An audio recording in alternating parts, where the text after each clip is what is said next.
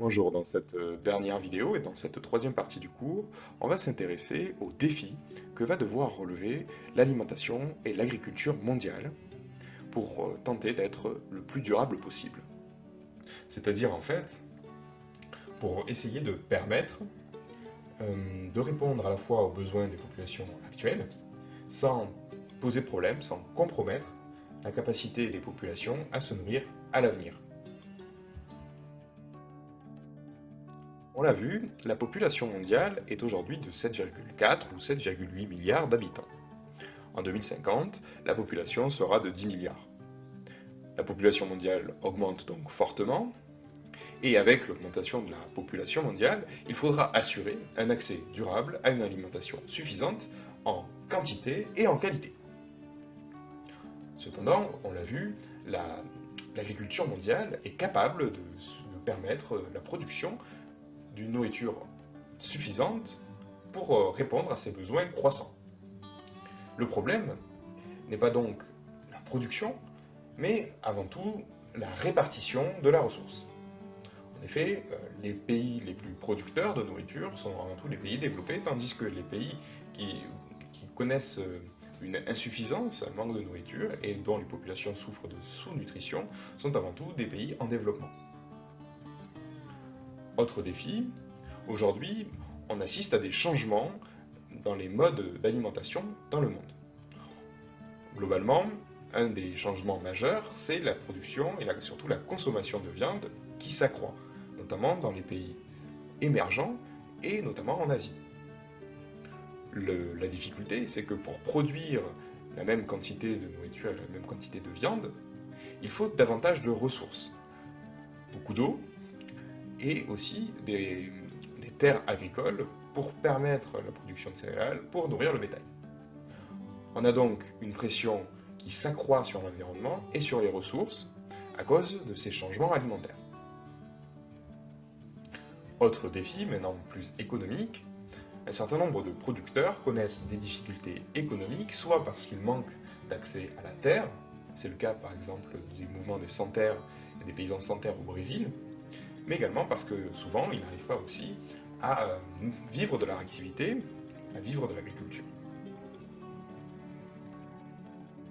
Maintenant que nous avons vu quels défis rencontrait l'alimentation et l'agriculture mondiale, nous allons voir quelle partie de la solution, quelle piste de réflexion s'offre à nous. Tout d'abord, donc, des modèles alimentaires différents se développent. La consommation d'insectes pourrait être une alternative pour remplacer en partie la viande dans notre alimentation. En effet, la production de produits à base d'insectes est beaucoup moins coûteuse en eau, en céréales par exemple, et donc en ressources de façon générale. Autre piste, mais qui relève pour l'instant encore de la science-fiction, c'est la production de viande artificielle en laboratoire sans passer par la phase d'élevage. L'avantage étant toujours de limiter la pression sur les ressources, notamment en eau, en terre, etc. Pour l'instant, cela reste extrêmement peu développé et extrêmement cher, donc c'est peut-être une piste pour le très long terme.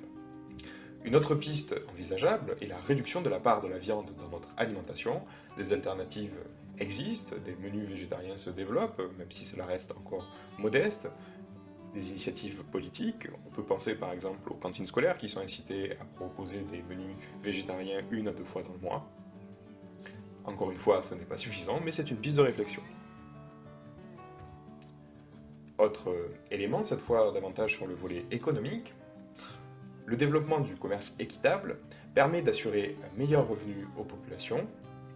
L'idée, c'est que les entreprises s'engagent à assurer des revenus plus justes aux producteurs pour améliorer leur niveau de vie. Cela permet notamment un accès à la scolarité des enfants dans des pays qui sont pour la plupart des pays parmi les moins avancés du monde. Enfin, se développe aussi, pour la partie environnementale, une agriculture biologique, plus durable, mais moins productive. L'agriculture biologique, c'est une agriculture qui refuse d'employer en tout cas des engrais chimiques de synthèse ou des pesticides chimiques de synthèse pour essayer d'avoir un impact moins important sur la santé des travailleurs et sur l'environnement de façon générale. Le problème de cette agriculture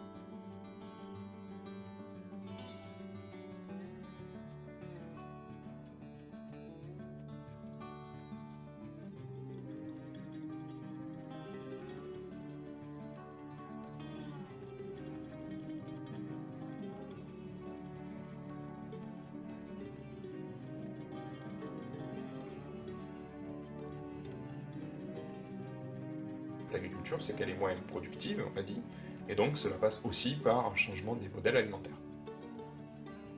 Cette agriculture se développe aujourd'hui plutôt dans les pays développés, notamment aux États-Unis, en Europe et en Australie.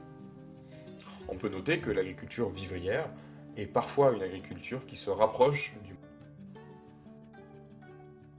En résumé, parmi les défis qui se posent, les problèmes qui se posent aujourd'hui, ce sont les changements alimentaires qui exercent une pression de plus en plus importante sur les ressources, notamment à cause de la consommation de viande qui s'accroît, la pauvreté, la question de l'inégal développement et de l'inégale